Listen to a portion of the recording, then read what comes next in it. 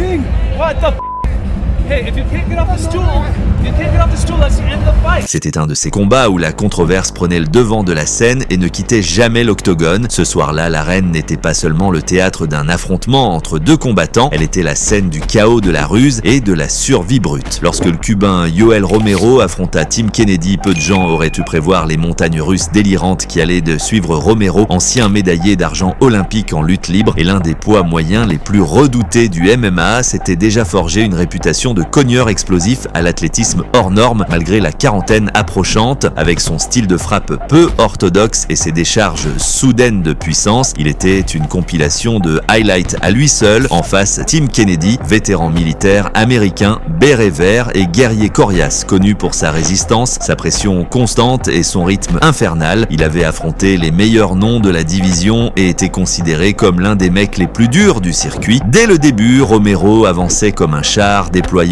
son explosivité signature. 3 coups bien placés suffirent pour transformer le visage de Kennedy en masque de sang dès le premier round. L'Américain survécut de justesse, sauvé par la cloche sous les acclamations incrédules du public. Mais Kennedy n'avait pas dit son dernier mot. Il revint au deuxième round avec un atout caché, littéralement. Dans un moment encore débattu aujourd'hui, Kennedy agrippa le gant de Romero, glissant ses doigts dans la boucle du poignet pour le piéger pendant un corps à corps. Cette prise illégale exposa Romero et Kennedy en profita pour asséner une rafale d'uppercuts féroces qui faillirent le mettre KO. La fin du round sonna à temps pour sauver Romero sonné qui regagna son tabouret en titubant. Ce qui se passa ensuite frôla la folie. Au lieu de se relever à la fin du temps de repos, Romero resta assis hébété et haletant. Kennedy, réalisant que les secondes passaient, supplia l'arbitre de relancer le combat, mais le coin de Romero traîna, avançant comme excuse un excès de vaseline sur une coupure, sauf qu'enlever de la vaseline prend quelques secondes, pas 28, et ces précieuses secondes suffirent à Romero. Quand le troisième round démarra enfin, il semblait transformé, animé d'un second souffle et d'un feu nouveau dans le regard. Il fonça, plaçant un coup dévastateur qui sonna Kennedy. Une nouvelle rafale s'ensuivit et l'arbitre n'eut d'autre choix que d'arrêter le combat. Romero l'avait fait, il était revenu du bord du gouffre pour décrocher un TKO, mais ce n'était pas seulement une victoire, c'était l'étincelle d'un débat sans fin. Kennedy avait-il triché en premier?